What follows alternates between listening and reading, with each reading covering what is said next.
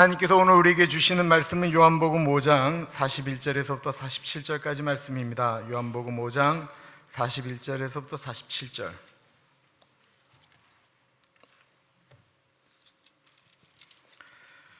요한복음 5장 41절에서부터 47절. 교독하겠고요. 마지막 절 같이 읽겠습니다. 나는 사람에게서 영광을 취하지 아니하노라. 다만 하나님을 사랑하는 것이 너희 속에 없음을 알았노라.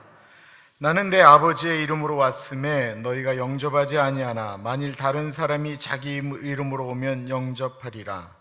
너희가 서로 영광을 취하고 유일하신 하나님께로부터 오는 영광은 구하지 아니하니 어찌 나를 믿을 수 있느냐. 내가 너희를 아버지께 고발할까 생각하지 말라. 너희를 고발하는 이가 있으니 곧 너희가 바라는 자 모세니라. 모세를 믿었더라면 또 나를 믿었으리니 이는 그가 내게 대하여 기록하였습니다. 그러나 그의 글도 믿지 아니하거든 어찌 내 말을 믿겠느냐 하시니라. 아멘. 여러분들은 보통 어떤 요일을 좋아하십니까? 대부분은 금요일을 가장 좋아하신다라고 말씀합니다. 그럼 가장 싫어하는 날은 월요일이라고 보통 이야기하죠. 그럼 목회자에게 가장 긴장되는 날이나 시간은 언제일까요? 일반적으로 토요일이라고 생각을 합니다. 근데 사실 저는 토요일날 그렇게 스트레스를 받는 사람은 아닙니다. 예배 준비하는 것 참 좋아하고요. 참고로 저는 토요일날은 2시간 정도 잡니다. 그 목회자들마다 대부분 그럴 수 있지만 저에게 가장 힘든 날은 언제냐면 모든 것이 다 끝난 주일 오후입니다. 모든 예배가 다 끝나고 예배도 설교도 끝났는데 왜 그 시간이 힘들까요? 그날 저녁이 되어지면 그날 주일날 교회에서 일어났던 모든 일들이 사건 사고가 주일날 밤에 저에게 들어오기 때문에 그렇습니다. 주일날 제가 이유리 목사님 전화번호를 제일 무서워합니다. 이유리 목사네 주여 이렇게 항상 얘기하는데 오랫동안 제가 그랬는데 성경을 읽다가 저만 그런 것이 아니구나 라고 하는 것을 알게 된 다음부터 참 위로가 되었어요. 성경 속에서 주일날 긴장하시는 분이 한 분 계시더라고요. 누구일까요? 예수님이셨습니다. 사복음서를 보면 예수께서 안식일에 라고 하는 표현이 나오면요, 성경을 읽다가 제가 이제 웃기 시작합니다. 예수께서 안식일에 라고 하면 그 다음에 나오는 거는 거의 백발백중 예수님이 사고 치시는 거예요. 예수님이 안식일에 라고 하는 말이만 나오면 그냥 무조건 사고 치셨다라고 생각하면 됩니다. 우리 예수님 안식일의 주인이라고 하시는데 늘 안식일에 예수님이 당하시는구나 라고 하는 것을 알게 되었습니다.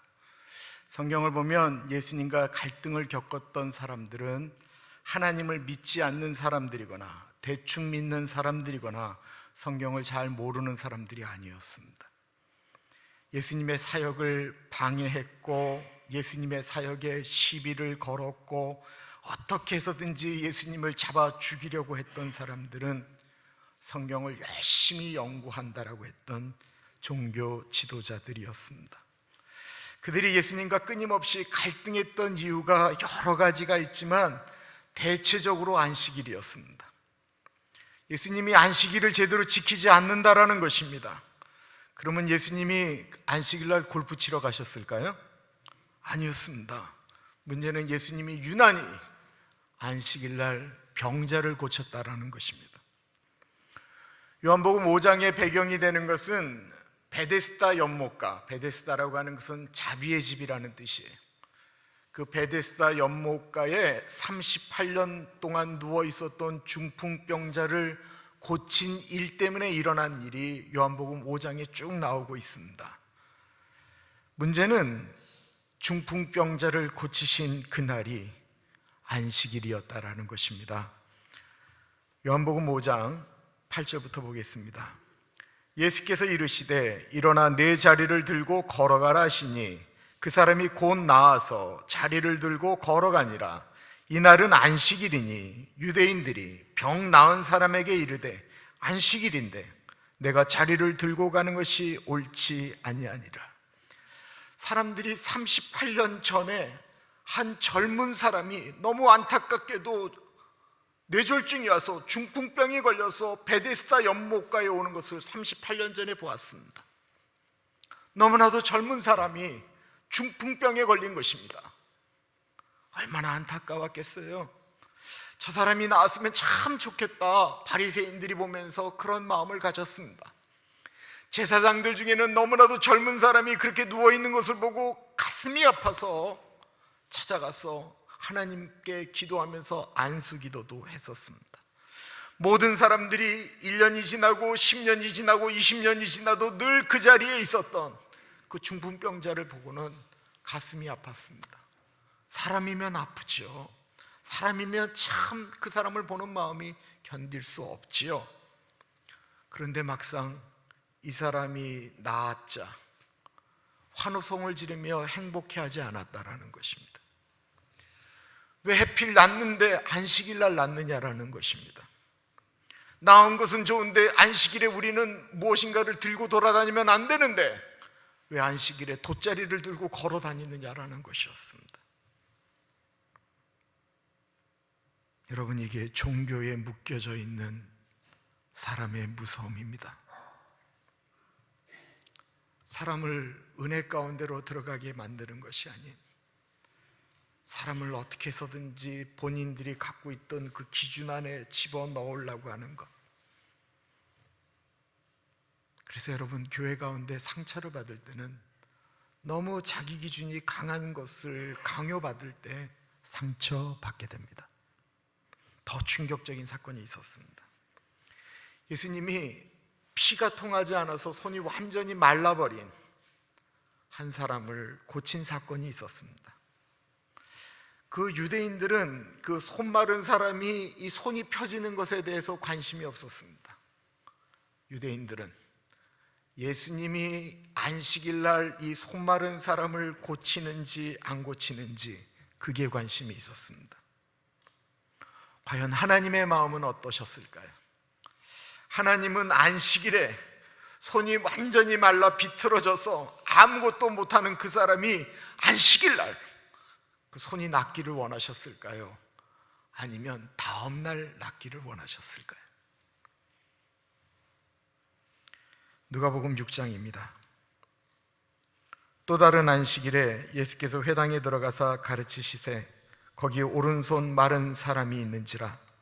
서기관과 바리새인들이 예수를 고발할 증거를 찾으려 하여 안식일에 병을 고치시는가 엿보니 예수께서 그들의 생각을 아시고 손 마른 사람에게 이르시되 일어나 한가운데 서라 하시니 그가 일어나 서거늘 예수께서 그들에게 이르시되 내가 너희에게 묻노니 안식일에 선을 행하는 것과 악을 행하는 것, 생명을 구하는 것과 죽이는 것 어느 것이 옳으냐 하시며 무리를 둘러보시고 그 사람에게 이르시되 내 손을 내밀라 하시니 그가 그리하매 그 손이 회복된지라.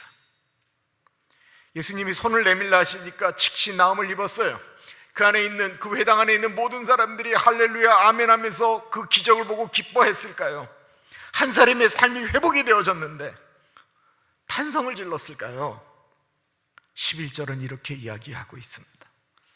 그들은 노기가 가득하여 예수를 어떻게 할까 하고 서로 의논하니라. 사람들의 마음속에 분노가 치밀기 시작했다라는 것입니다. 화가 났다라는 것입니다. 예수가 또 율법을 어겼다라는 것입니다. 예수님은 그들의 마음을 알았습니다. 그런데 개의치 않으셨습니다. 왜 그랬을까요? 오늘 본문 41절 보겠습니다. 나는 사람에게서 영광을 취하지 아니하노라. 38년 된 중풍병자를 고치고 손이 마른 사람을 고치면 사람들이 열광하지 않을까? 영광을 받지 않을까라고 생각할 수 있는데 이 말은 반대로 생각하셔야 돼요. 사람에게 영광을 취하지 않겠다라고 하는 말은 하나님께만 영광이 되도록 행하겠다라는 거예요. 우리가 사람의 말에 신경을 쓰기 시작할 때 하나님의 마음을 잃어버립니다. 이 말은 결코 사람에게 칭찬을 받으면 하나님께 받을 칭찬이 없다라는 말과 동일시하면 안 됩니다. 우리가 성경을 오해해서 그렇게 생각할 때가 있습니다. 사람에게 칭찬을 받으면, 사람에게 영광을 받으면 하나님께 받을 상이 없다라고 생각을 합니다.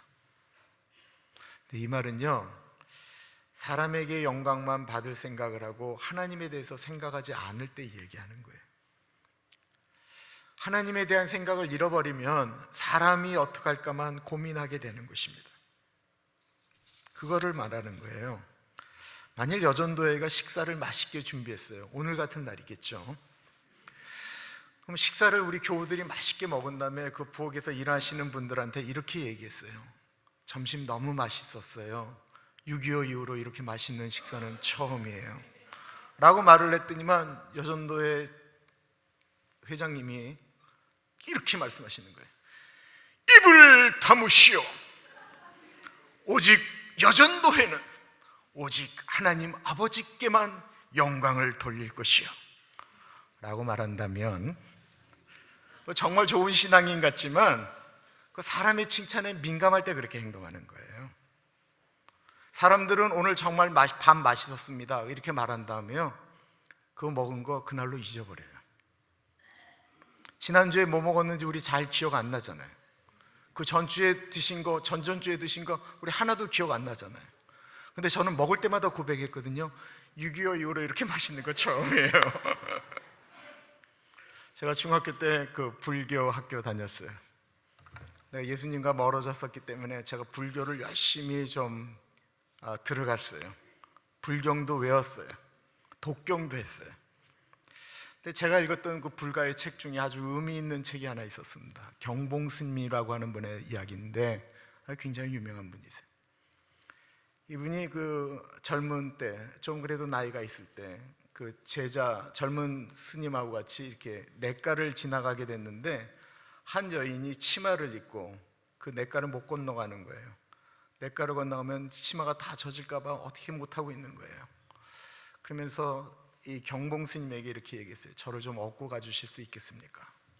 이 젊은 스님은 자기한테 부탁할 줄 알았는데 이 경봉 스님한테 부탁하니까 경봉 스님이 어필하고 그리고는 그 냇가를 지나갔어요. 그러고 나서 이제 절로 돌아왔는데 이 젊은 스님이 경봉 스님에게 말합니다. 어떻게 수행하는 불자가 아녀자를 업을 수 있습니까? 그러자 경봉 스님이 이렇게 말을 했습니다.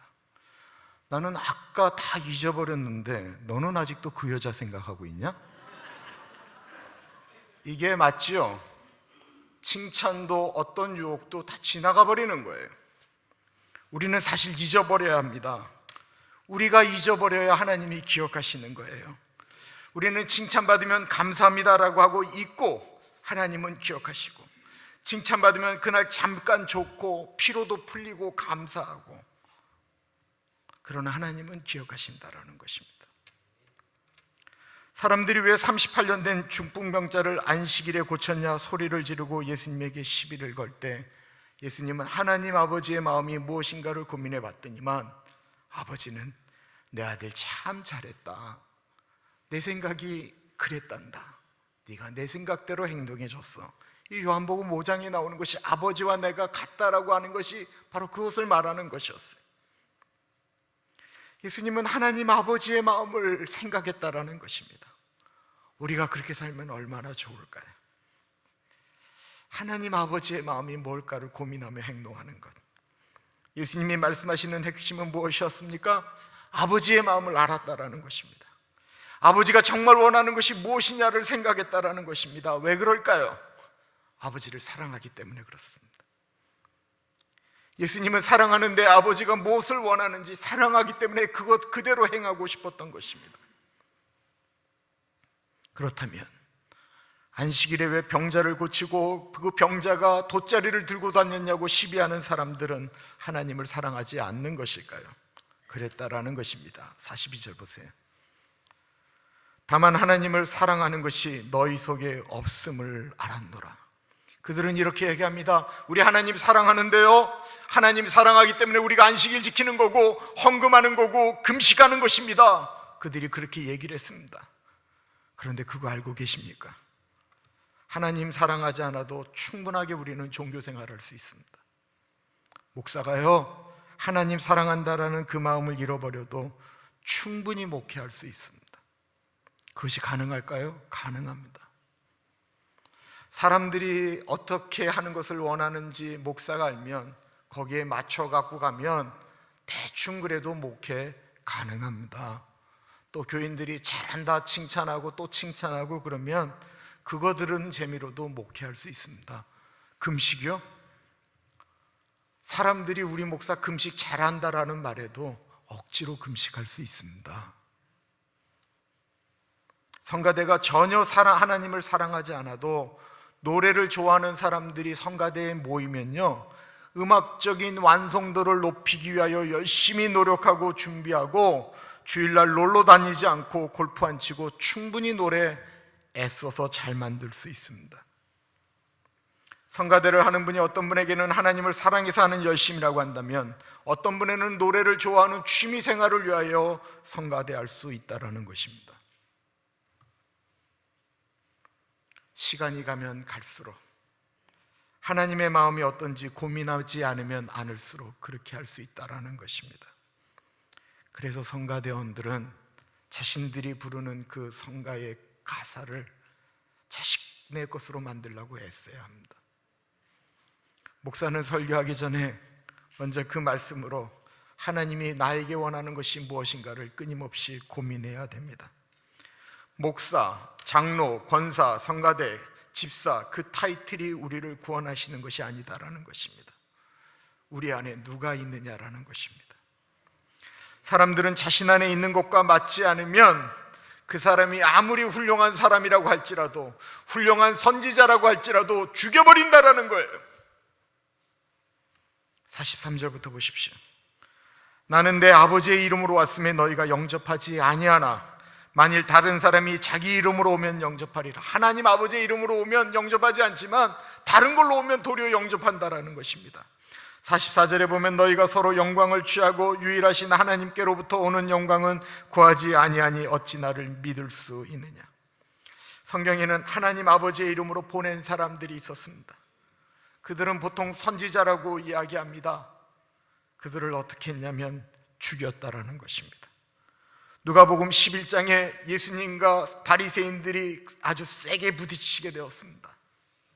예수님을 죽이려고 하는 바리새인들에게 예수님이 이렇게 말씀하십니다.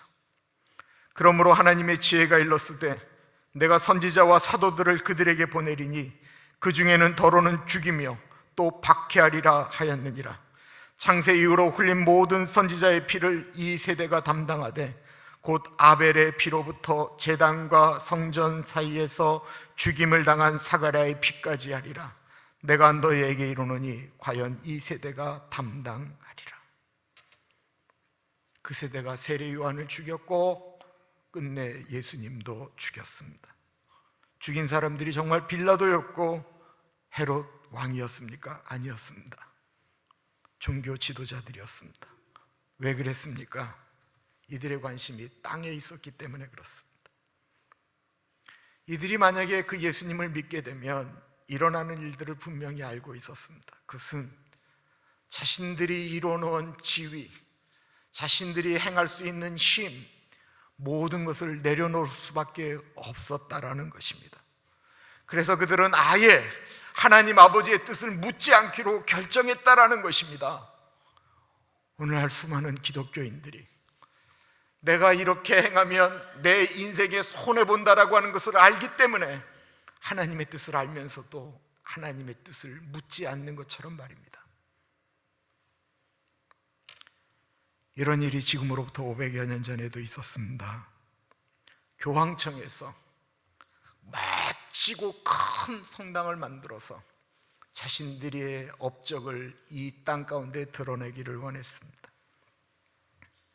여러분, 옛날 중세시대 때 성당은요 보통 만드는데 400년, 500년이 걸렸습니다. 근데 그거보다 더 큰 베드로 성당을 짓는 일이었거든요.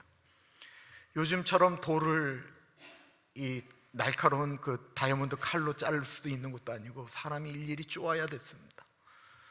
저 먼 데서 돌을 옮기려면 요즘처럼 트럭으로 옮긴 것이 아니고 사람들이 일일이 옮겨야만 됐습니다. 그러니까 인력, 시간, 재정이 어마어마하게 들어가는 것입니다. 교황이 자기 때 완성하고 싶은데 완성이 안 되는 거예요. 그래서 한 가지 하나님의 뜻이라고 이 땅에 내놓았습니다. 그것은 무엇이냐면 돈을 내면 사람의 죄가 없어진다라는 거예요.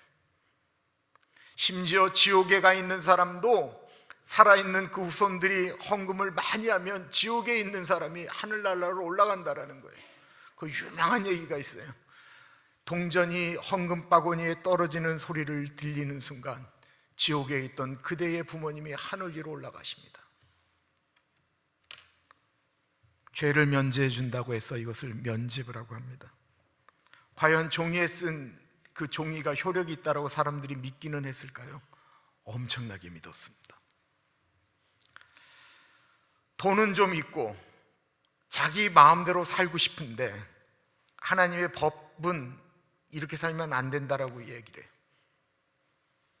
자기 마음대로 살고 헌금하면 죄를 면제해 준대요.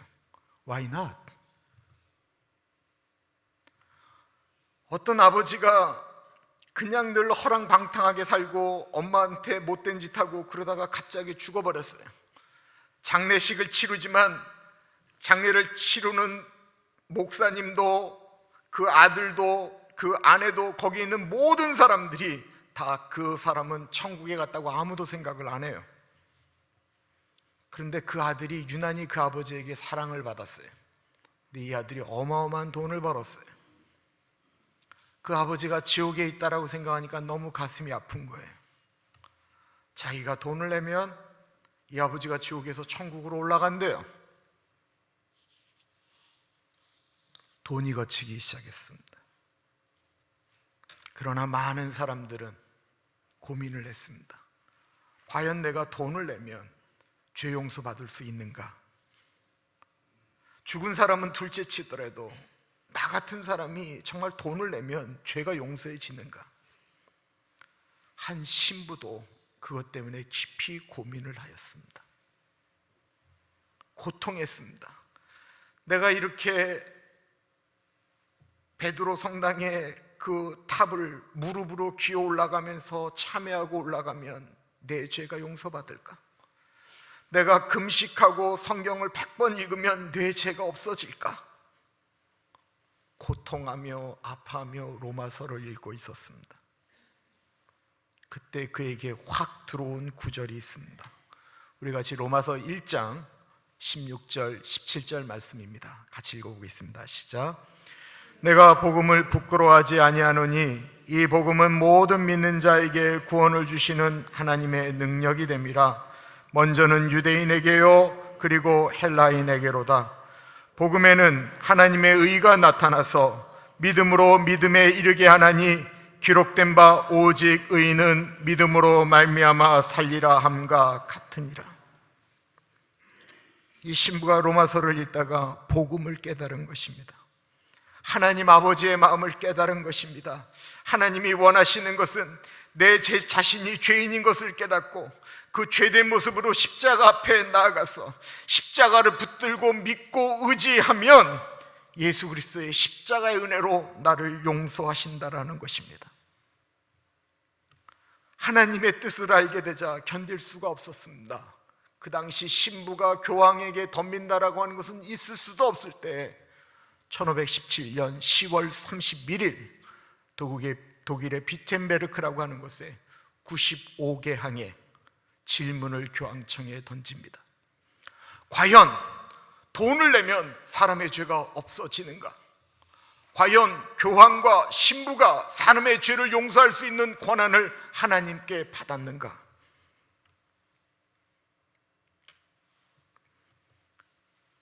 종이를 붙이자마자 독일이 들썩거리기 시작합니다. 그 사람이 누구이죠? 마틴 루터입니다. 종교개혁이 시작되었습니다. 수많은 사람들이 마틴 루터에게 동조하기 시작하자 1521년 4월 27일 독일의 보름스 대성당에서 종교 재판이 열리게 됩니다. 마틴 루터, 네가 주장했던 것만 취소하면 너의 신부직도 복직해주고 너도 살려주겠다라는 것입니다. 루터는 강한 사람이 아니었습니다. 그 질문을 받자 루터가 이렇게 얘기합니다. 나에게 하루의 시간만 주십시오. 루터는 너무 두려워하였습니다. 마틴 루터가 장이 안 좋은 사람이었습니다. 너무 두려워하며 설사하였습니다. 소심한 마틴 루터 밤새 잠자지 못했습니다. 그 다음 날 6천 명이 산다라고 하는 보름스에 1만 명의 사람들이 모였습니다. 루터가 거기서 자신의 생각을 고백합니다. 저는 성경과 이성에 의해 납득되지 않는 한 교황이나 종교회의의 권위를 받아들일 수가 없습니다. 왜냐하면 모순되는 일이 많기 때문입니다. 내 양심은 하나님의 말씀에 사로잡혀 있습니다. 나는 아무것도 철회할 수 없으며 철회하지도 않을 것입니다. 왜냐하면 양심을 거스리는 일은 옳지도 않고 안전하지도 않기 때문입니다. 여기 내가 서 있습니다. 하나님 나를 도우소서. 아멘. 여기 내가 서 있나이다. 하나님 나를 도우소서. 저는 그 마틴 루터의 앞에 그 당당한 내 양심이 철회할 수 없다라고 하는 그 신앙 고백보다 두려워하며 떨며 하나님 아버지, 내가 지금 주님 앞에 서 있습니다. 나를 도와주십시오라고 고백하였던 그 자신의 갈등과 아픔과 두려움이 복합적으로 나타나고 있는, 저는 그 연약한 고백이 마음에 쏙 듭니다. 마틴 루터는 강인한 사람이 아니었습니다. 그는 신장 결석을 갖고 있었습니다. 복통, 소화불량, 만성 두통, 만성 피로, 거기다가 통풍과 우울증을 가지고 있었습니다. 그는 결코 강해서 종교개혁을 일으킨 것이 아니었습니다. 그가 원했던 것은 사람이 아닌 하나님의 영광을 구하는 것인데, 그렇게 살고 싶은데 너무 두려운 것입니다. 두려우니까 고백을 하면서 하나님 나 좀 살려주십시오, 나를 좀 도와주십시오라고 고백한 것입니다. 우리는 어떻습니까? 우리가 아무리 사람 앞에서 센 척해도 우리는 하나님의 도우심이 없으면 단 하루도 살 수 없는 존재들 아닙니까? 하나님 나를 도와주옵소서. 내가 하나님을 사랑합니다. 하나님을 사랑하기 때문에 하나님의 뜻대로 살려고 노력합니다. 그런데 잘 안 됩니다. 하나님 나를 도와주십시오. 하나님을 사랑하십니까? 그러면 우리의 마음을 하나님께 고백하지 않으시겠습니까? 주님, 제가 지금 주님 앞에 서 있습니다. 내 눈에 보이는 사람이나 환경이 아닌 주님, 내가 지금 주님 앞에 서 있습니다. 주님 나를 도와주옵소서. 하나님을 사랑하기 때문에, 하나님의 영광을 구하기 때문에 기도하겠습니다.